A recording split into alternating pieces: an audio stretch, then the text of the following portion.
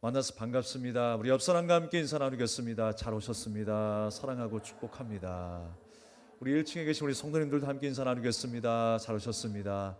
사랑하고 축복합니다. 반갑습니다. 오늘도 주님 안에서 평안하고 자유하십시오. 오늘 있는 모습 그대로 우리가 주님 앞에 온전하게 드려질 수 있는 영과 진리의 예배될 수 있기를 바랍니다. 오늘 말씀의 제목은 예수님의 개혁과 배척입니다. 말씀을 함께 말씀을 통해서 은혜를 나누겠습니다. 2주 만에 만나 뵀는데 너무나 반갑습니다. 외딴 곳에 있다 보니까 여러분의 얼굴들이 더 그리웠고 이 예배가 더 그리웠습니다. 얼마나 우리가 함께 모여서 교제하고 예배드림이 기쁨인지 감사의 제목인지 모르겠어요. 오늘 예배를 통하여 다시 한번 하나님을 만나고 돌아가는 이 시간 되기를 주님의 이름으로 축원합니다. 저는 2주 동안에 책으로만 접했었던 그 종교개혁의 현장을 눈으로 바라보고 또 피부로 느끼면서 참 많은 것들을 경험하고 돌아왔습니다. 감회가 새로웠던 것 같아요. 특별히 갖은 핍박 속에서도 그 어려운 난관을 뚫고 종교개혁가들이 그 하나님의 말씀을 수호하기 위해서 주님의 말씀으로 돌아가자, 주님의 은혜를 사모하자라는 그 믿음으로 살았던 그 시대를 생각해 보면서 우리의 갈 길이 무엇이고 교회가 어떻게 바로 세워져야 하는가를 생각하게 되었던 귀한 시간이었던 것 같습니다.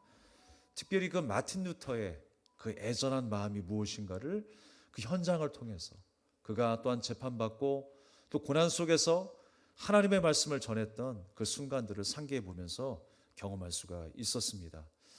여행이라고 하는 것이 그렇죠. 여행이라고 하는 것이 어떤 새로운 환경과 문화에 감탄하기도 합니다. 여유를 즐기기도 하고요. 그런데 항상 그 여행을 마치고 돌아올 때의 기분은 썩 좋지 않은 것 같아요.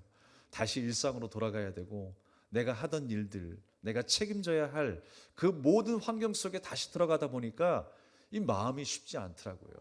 여러분들도 동일하게 경험하는 감정이라고 생각합니다. 저도 많은 일들을 경험하고 많은 감격이 있었지만 다시 내가 해야 할 일들 또 내가 감당해야 될 모든 순간순간을 생각하다 보니까 마음에 조금은 부담이 되었던 것 같습니다. 그런데 그만큼 우리의 평범한 일상이 부족하다라고 하는 것이 아니라 온전한 시간이었구나라는 생각을 하게 되었어요.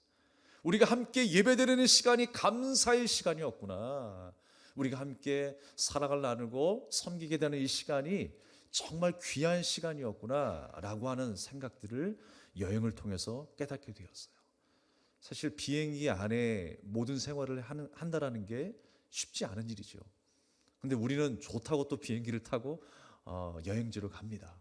비행기 안에서 잠도 자고 세수도 하고 밥도 먹고 또 볼일도 보고 그 안에서 모든 걸 다 해요. 그리고 이코노믹석에서 생활하다 보니까 이게 정말 불편한 게 한두 가지가 아니죠.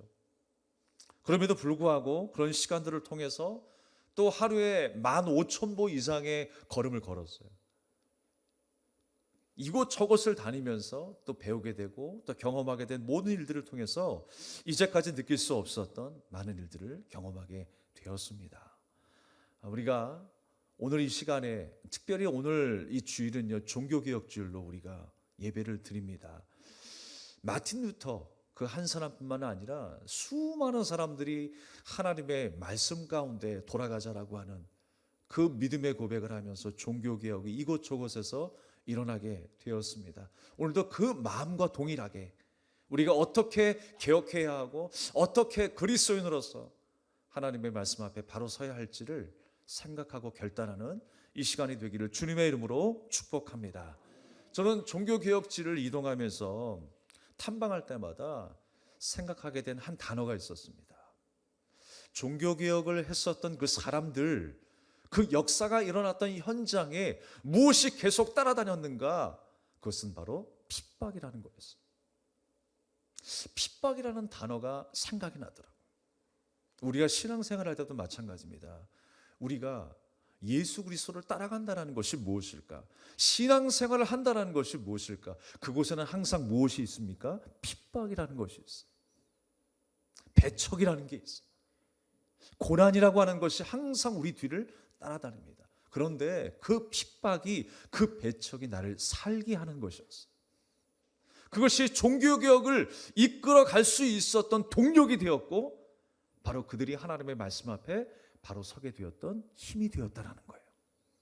여러분, 우리 가운데도 그러한 핍박, 그러한 배척이 있을지라도 우리가 다시 한번 주님이 나를 도우시고 주님이 나를 선한 길로 인도하고 있음을 믿고 따를 수 있는 저와 여러분 되기를 주님의 이름으로 축원합니다. 오늘 본문의 말씀에도 예수님께서 배척을 받으셨다라고 하는 말씀이 있어요. 예수님께서 고향 땅에서, 집에서 배척을 받으셨다 그랬어요. 그런데 여러분, 고향 땅뿐만이 아니라 어디서든지 예수님은 배척을 받으셨어요. 바리새인들에게, 사두개인들에게, 수많은 사람들에게 배척을 당하셨습니다. 그런데 이 배척당하신 이야기, 무슨 말할 거리가 있을까라고 생각할지 모르겠지만, 예수님께서 그 배척받으신 장면을 통해서 우리에게 가르치신 바가 있습니다. 무엇이었을까요? 그것이 바로 예수님의 길이었다라는 거예요. 우리가 따라가야 될 예수님의 길이었다라는 것입니다. 주님께서 구원의 은혜를 베푸시는 그 현장 가운데에 배척이 있었다라고 하는 것, 우리의 구원의 삶 속에, 우리의 신앙생활 속에 배척이 있을 거라는 것, 그것을 우리에게 예고하고 있어요. 그러나 우리는 그 길을 포기하지 않고 따라가야 할 것입니다. 우리는 끊임없이 변화하며 개혁되어져야 하는 거예요. 그러한 신앙생활로 주님이 부르시는 그날까지 우리는 믿음의 길을 포기해서는 안 되는 것입니다. 오늘 여러분 다시 한번 마음을 여시고 선포되어진 말씀 가운데에 아멘으로 화답하시며 믿음으로 살기를 결단하는 이 아침이 되기를 바라겠습니다. 그렇다면 여러분, 예수님께서 왜 배척을 받으셨을까요? 예수님께서 배척받으신 이유가 있습니다. 우리가 간단히 세 가지로 살펴보려고 합니다. 그 첫 번째는 너무나 잘 알고 있었기 때문이에요. 어렸을 때부터 예수님의 성장 과정을 잘 알았던 사람들이 있었을 것입니다. 그 주변에 친구들도 있었을 거예요. 우리가 어렸을 때의 그 콜리게 때부터 봐왔던 그런 삶을 생각하면요, 사실 그렇죠. 좀 존경하는 마음보다는 어떤 마음이 생깁니까? 그의 어떤 단점을 보기가 쉽습니다. 연약한 부분들을 생각하기가 쉽지요. 예수님의 어린 시절을 봐왔던 사람들이 있었을 것입니다. 그의 직업은 목수였다라는 걸 알았을 거예요. 오늘 말씀에도 나와 있지만 누가 형제고 누가 어머니였다라는 것 잘 알고 있어요. 그런데 저 사람이 메시아야? 사람들이 믿지 않았을 거예요. 너무나 잘 알고 있기 때문에. 적어도 메시아라면 하나님의 특별한 메시지가 선포되려면 특별한 메시지는 특별한 사람에게 임해야지. 그리고 특별하게 우리에게 전달되어야지 라고 생각했을 거예요. 그러나 내가 알던 저 목수의 아들, 저 형제의 형제가 하나님의 말씀을 전한다고 하니 그 말씀이 신빙성이 있었겠어요?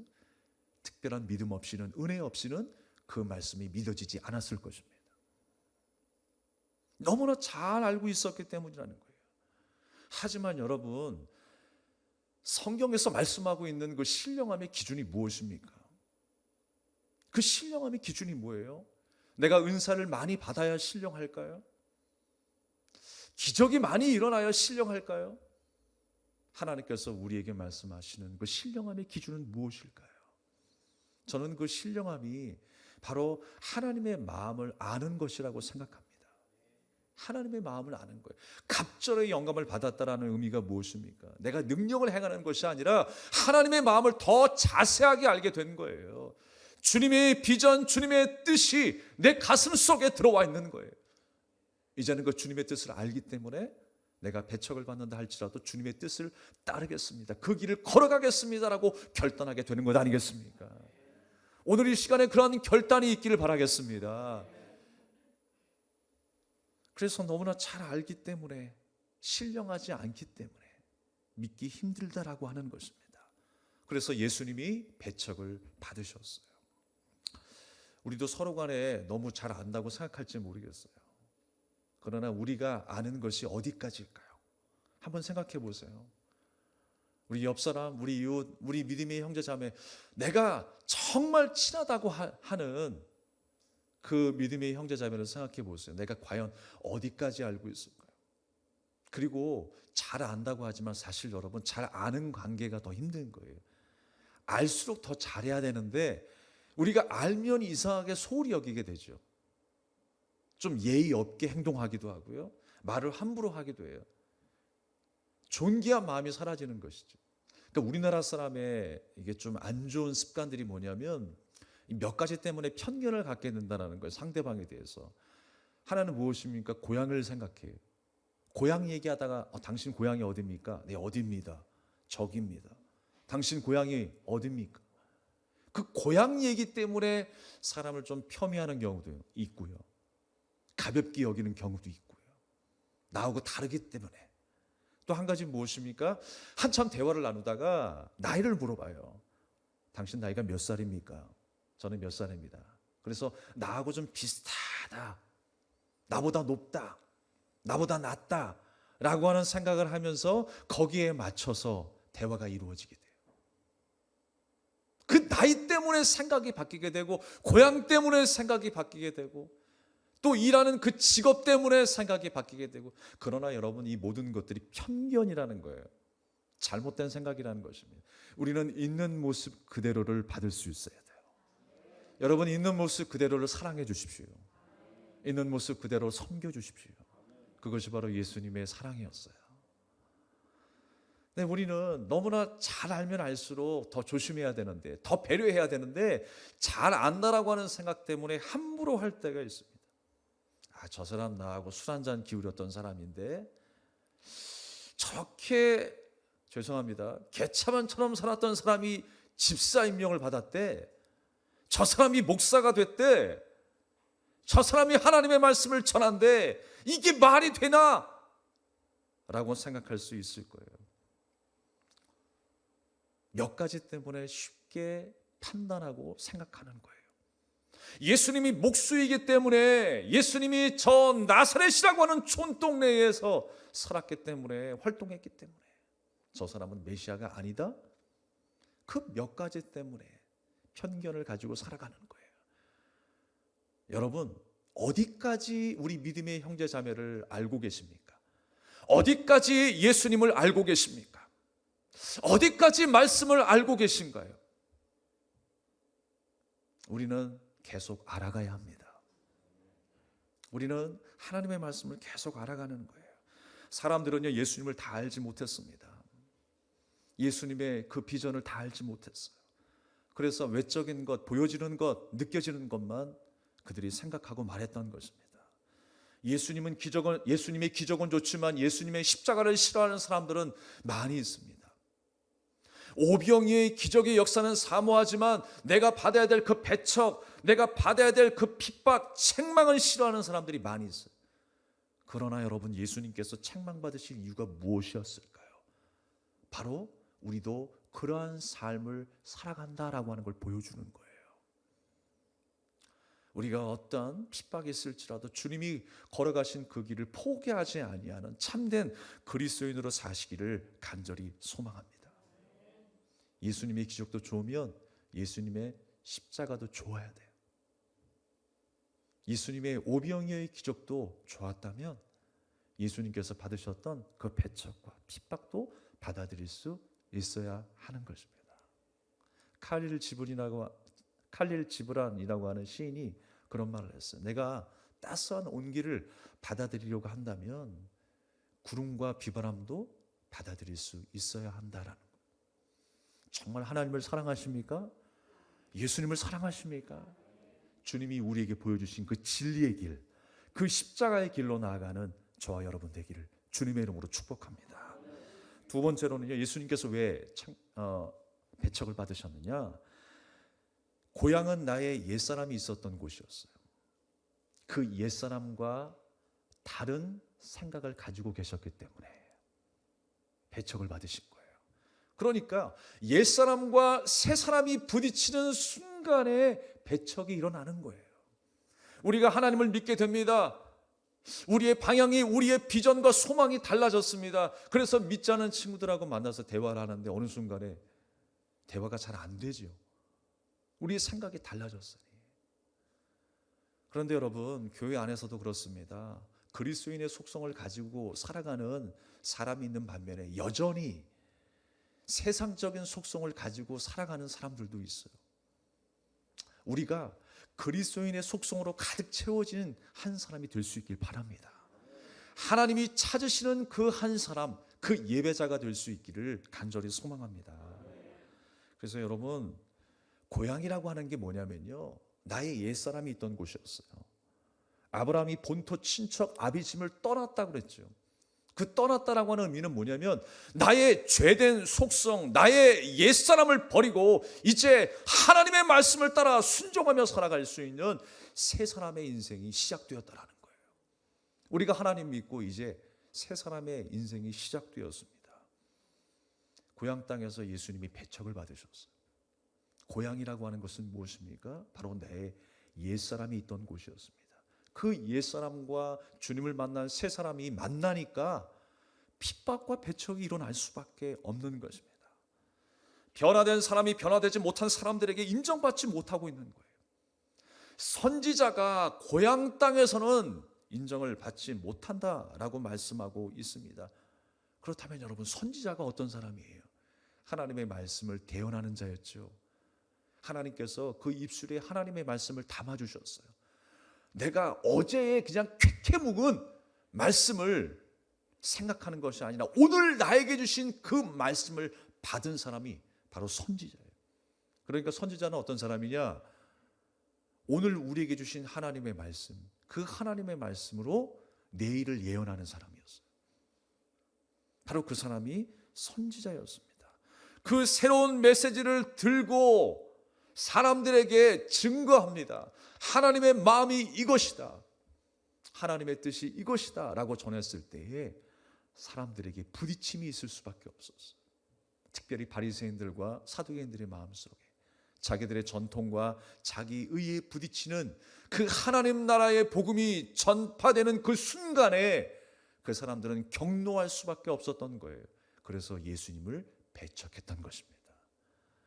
우리도 세상의 기준이 우리의 기준이 아닙니다 라고 이야기할 때 우리는 세상으로부터 핍박을 받게 될 것입니다. 하나님의 뜻으로 우리가 살아가다 보면 여러 가지 어려움들이 있습니다. 그것이 우리가 갈 길이 아닙니다 라고 주장했을 때에 세상 사람들은 우리를 어리석게 바라보게 될 것입니다. 그러나 우리는 진리의 길을 포기할 수 없어요. 예수님께서 걸어가신 그 생명의 길을 포기할 수 없는 그리스도인인 것입니다. 우리는 주님의 제자로 부름을 받았어요. 그리고 주님께서 우리에게 그 길을 보여주신 것입니다. 나는 길이요 진리요 생명이라고 말씀하셨어요. 우리는 그 길을 따라가는 예수님의 제자로 부름을 받은 줄로 믿습니다. 여러분, 우리는 진정한 개혁이 무엇인가를 항상 생각해야 돼요. 종교개혁이 일어났었던 그때는요, 교회가 타락의 극을 달리고 있었어요. 과연 타락의 끝이 어디인가? 그것을 가늠하기 힘들 정도로. 오늘날도 마찬가지죠. 그때도 마찬가지였어요. 그럴 때에 많은 주교들이 어떻게 설교를 했냐면요, 라틴어로 설교를 했어요. 그러니까 사람들은 그 라틴어를 알아듣지 못하는 가운데 예배를 드리는 거예요.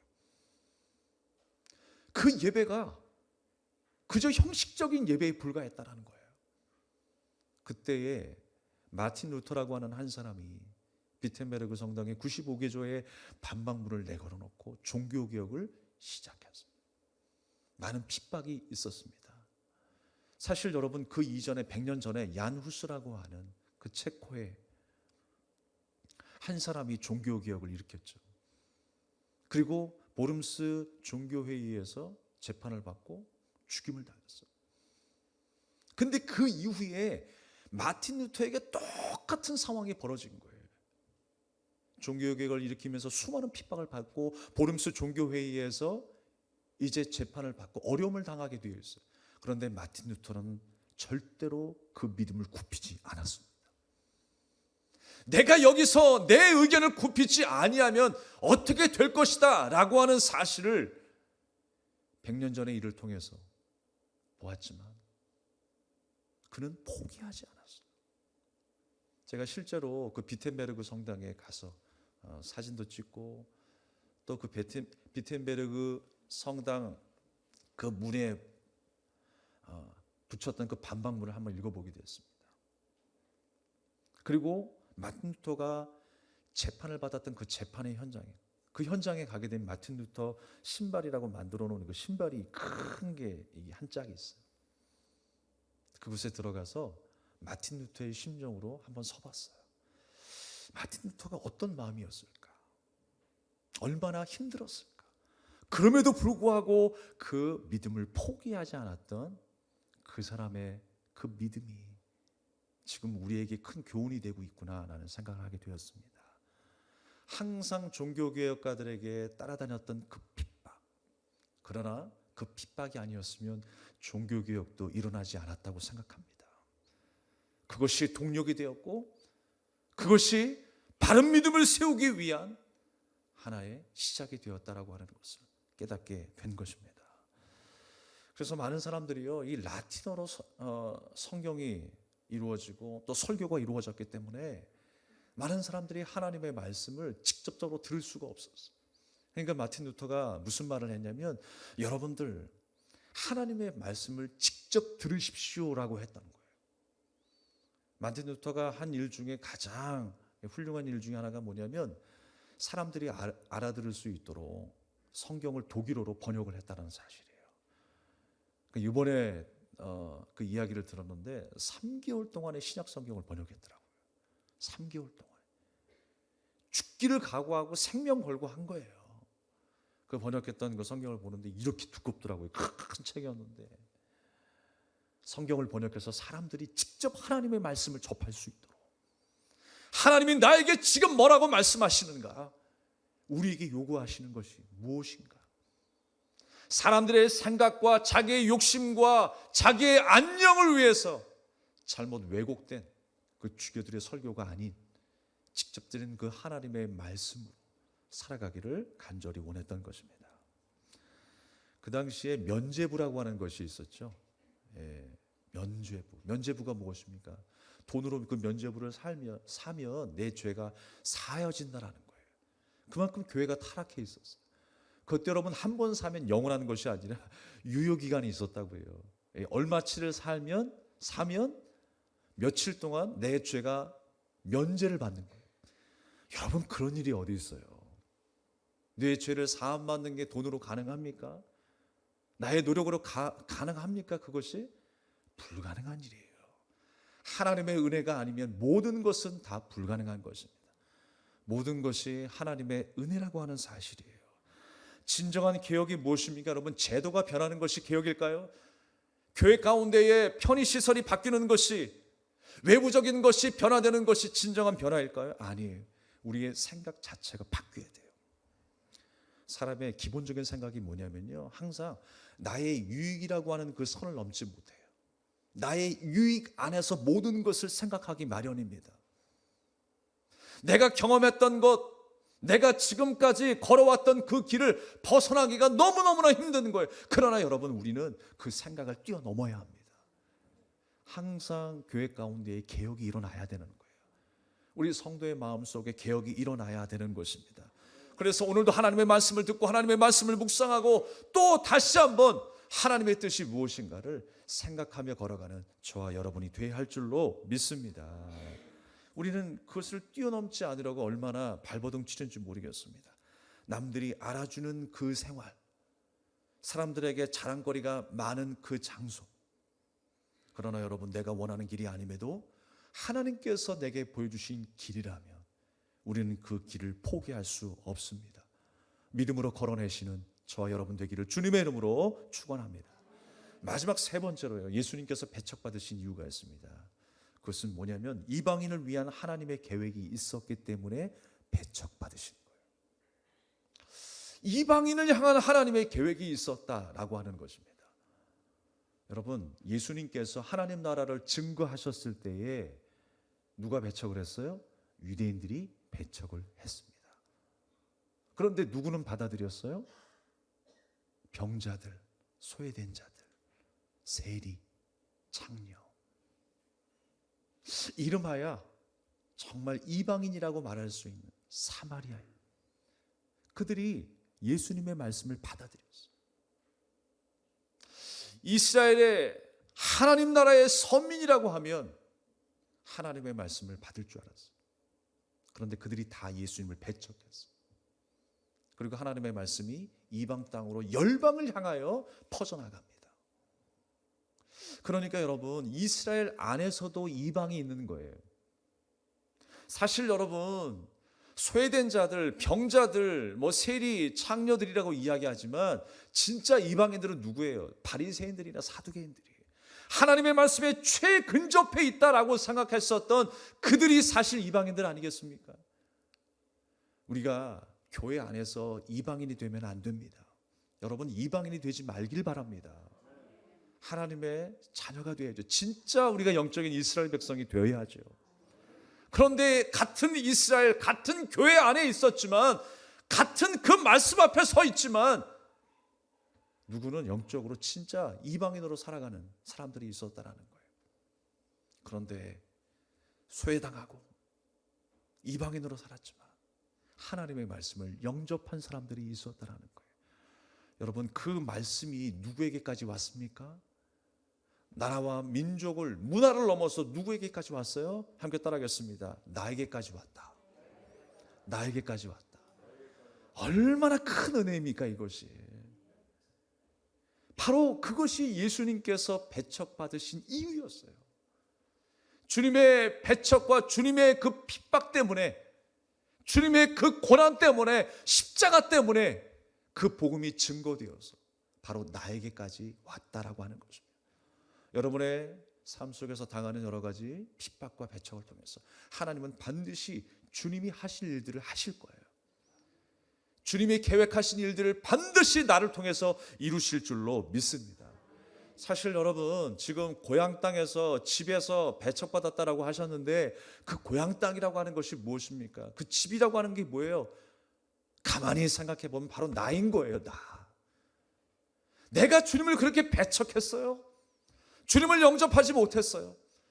생각해 보면요, 사실 예수님께서 환영받은 곳은 한 군데도 없습니다. 한 군데도 없어요. 주님께서 나를 성전으로 지으셨지만 내가 성전되지 못한 이유는 무엇입니까? 우리가 주님과 하나 되지 못하기 때문에 그래요. 주님을 영접하지 못했기 때문에 그러는 거예요. 그런데 여러분, 그렇다면 어떤 일이 일어나야 됩니까? 주님이 우리에게 찾아오시는 역사가 있어야 되는 거예요. 그래서 은혜인 것입니다. 우리는 주님을 배척했지만 한곳도, 한순간도 예수님을 환영하지 못했던 이 땅, 바로 내 모습, 이 세상이었지만 주님께서는 우리를 참된 고향, 참된 집으로 삼아주셔서 주님이 거하시는 아름다운 성전이 된 줄로 믿습니다. 그것이 바로 우리에게 부어주신 하나님의 은혜라는 거예요.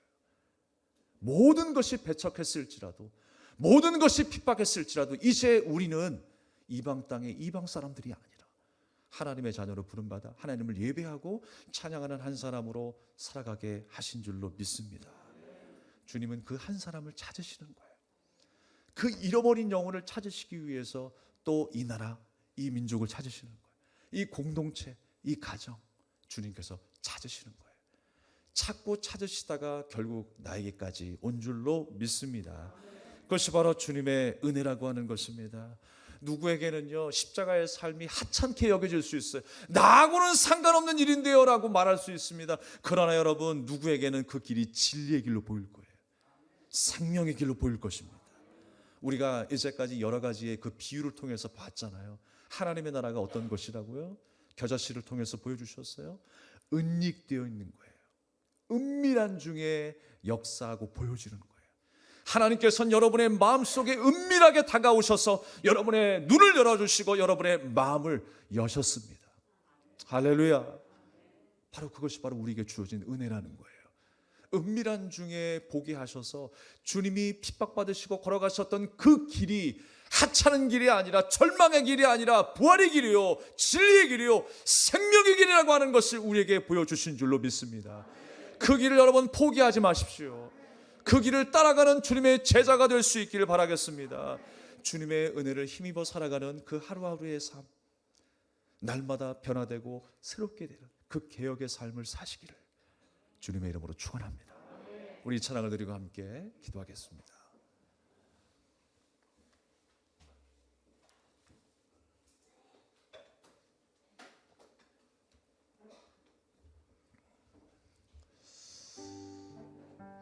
주님의 사랑, 주님의 은혜, 그 놀라우신 그 예수님의 그 은혜를 다시 한번 우리가 고백하며 찬양하겠습니다.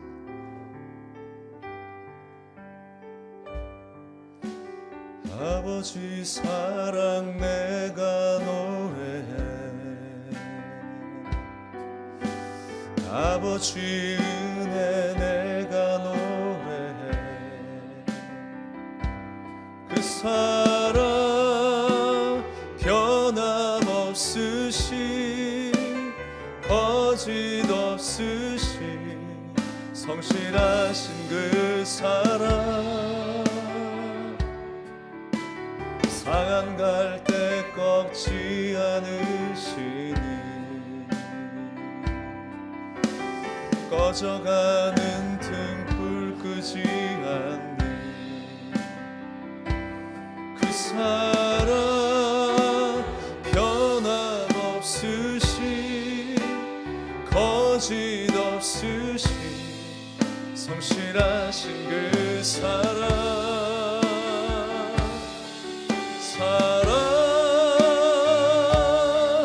그 사랑, 날 위해 죽으신, 날 위해 다시 사신 예수 그리스도, 다시 오실 그 사랑, 죽음도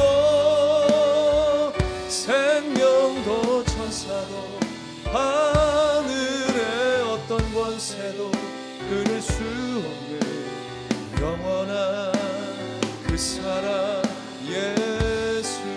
아버지 사랑, 아버지 사랑 내가 노래해, 아버지 은혜, 아버지 은혜 내가 노래해,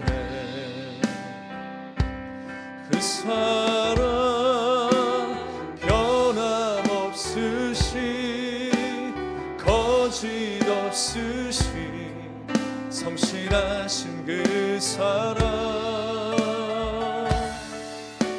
상한 갈 때 꺾지 않으시는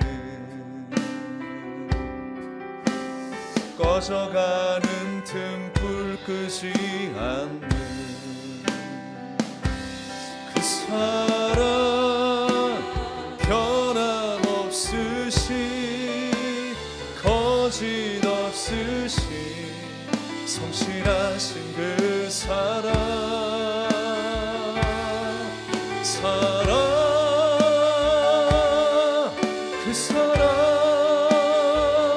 날 위해 죽으신, 날 위해 다시 사신 예수 그리스도, 다시 오신 그 사랑, 죽음도 생명도 천사도 하늘의 어떤 권세도 끊을 수 없는 영원한 그 사랑, 예수 주, 그 사랑, 그 사랑,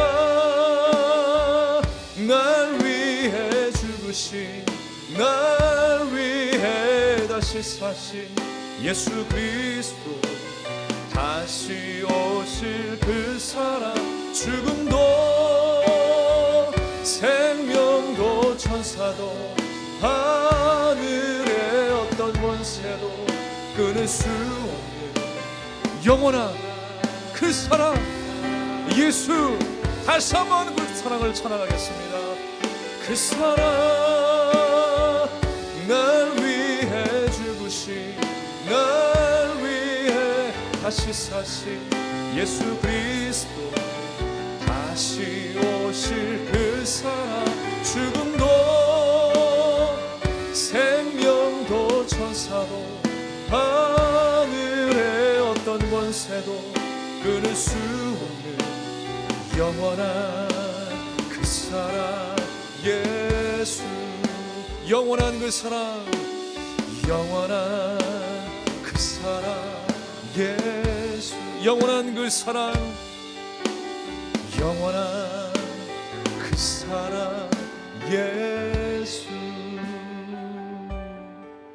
아멘. 이 시간에 함께 주신 말씀을 기억하면서 기도하기를 원하는데요, 마태복음 6장 6절에 보면 예수님께서 배척하셨던 사람들을 바라보면서 이상히 여겼다 그랬어요.